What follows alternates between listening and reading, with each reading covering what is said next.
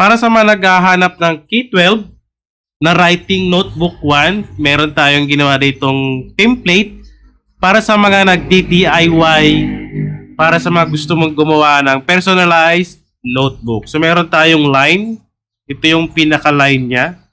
So meron siyang date, teacher signature, saka yung parent signature. So, A4 size ito, ipiprint mo na lang. So back to back yan. Ayan. So back to back yan guys. Yung ating line notebook. So ipo-fold mo na lang sa gitna yan para sa ating staple o pag-stapler ng ating notebook. Yan. So meron tayong cover na kasama. Ito yung pinaka-cover niya. A4 size din ito. Same dito sa ating line na pinrint. Pag meron kang borderless na printer, mas maganda. Kasi mapiprint mo yung buong A4 size. Pero pag meron naman na margin na maliit, ikakat mo na lang din yun. Para wala siyang white na pinaka margin dito sa ating notebook. Same dito sa ating notebook line. Yan, same lang din naman yan. Pero kung meron kang borderless, mas maganda. So, ang pinagkaiba lang guys sa ating notebook, yung mga nabibili natin ay malaki. Tulad nito, malaki ito. Pero kung gusto mo mag-personalize, A4 size pwede na yan. Magpiprint ka na lang ng ganito. Tapos yung pinaka-cover niya. Yan. So ito yung pinaka-back. Yan. So na-edit naman ito kasi Canva template ito. Same sa ating notebook line. Pareha sila Canva template. So pwede mo palitan ng logo. Yan. So writing notebook 1, K12, subject name, section, saka teacher, at yung pinaka QR code natin, yung sa ating printing shop natin. Pwede tayo maglagay ng details natin dyan. So ito pwede rin itong palitan. Okay, so Canva template naman yan. I-print mo na lang siya sa photo paper. Pwede ka gumamit ng Yasen 210 GSM. So depende sa printer mo kung kaya niya yung makakapal. Meron din tayong QAP. Yan. So, kagandahan kasi dito guys sa ating Yasen saka sa QAP ay no backprint yan. Basta kulay blue. Saka ganito. Ganitong brand ng cover niya. No backprint yan. Walang sulat dun sa walang sulat dito sa pinakalikod. So glossy, matte. Okay? Yan. So check nyo na lang yung ibang design natin. Ibang kulay, color coded kasi ito itong ginawa natin na notebook cover. Writing notebook 1, K12, at itong notebook line natin.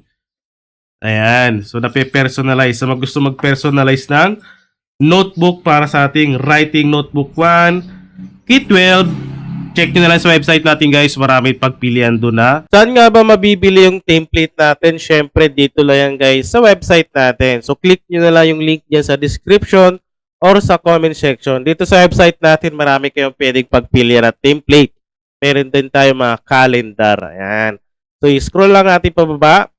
I-click lang natin tong search bar, yung pinaka-search product natin. Kung meron kayong specific na hinahanap, i-click nyo lang yan. So click lang natin tong K12 notebook para ma-search natin yung K12 writing notebook natin. Ayan. So meron tayo ditong K12 writing notebook 1 with line and cover na yan. So meron tayong 10 design. So, hindi ko na sinama yung kulay white na cover pero kasama yan dyan sa template natin kung mag-a-avail kayo. Ayan. So ito yung pinaka mock-up ng ating writing notebook 1 para sa K12. And so ito yung pinaka mock-up natin. So ito yung pinaka itsura niya. With line na to guys, kasama na yung line sa loob. So ipiprint mo na lang siya ng back to back. Ayan. So meron tayong kulay red and green, pink, orange, blue or violet, brown, black, saka yung white. So hindi ko lang sinama yung white. So pag-avail niyan guys, dito sa website natin, ang daming payment method na pwede pagpilian. So click mo lang add to cart. So click mo lang yan, view cart. Tapos, proceed to checkout. Sa pag-checkout ng ating template guys dito sa website natin, i-fill upan nyo lang tong billing details natin para magkaroon kayo ng account dito sa website para every time na maglalagin kayo sa website natin, meron kayong account. Pupunta lang kayo dito sa download, sa pinaka-download dashboard, dyan makukuha or mada-download yung inabil mo na template or files dito sa website natin. So, gagawin mo dyan, fill upan mo lang yan, first name, last name, city, yung postcode, phone number, at higit sa lahat yung email address kasi dyan isi-send yung set password para makapag-set ka ng password at yung template or your files na binili mo. So, andyan lang isi-set yan. So, kaya pinaka-importante, i-double check yung email para sigurado. Yeah. So, click mo rin yun, create an account para mayroon kang account dito sa website natin. So, marami ka pwedeng pagpilian para sa ating payment method.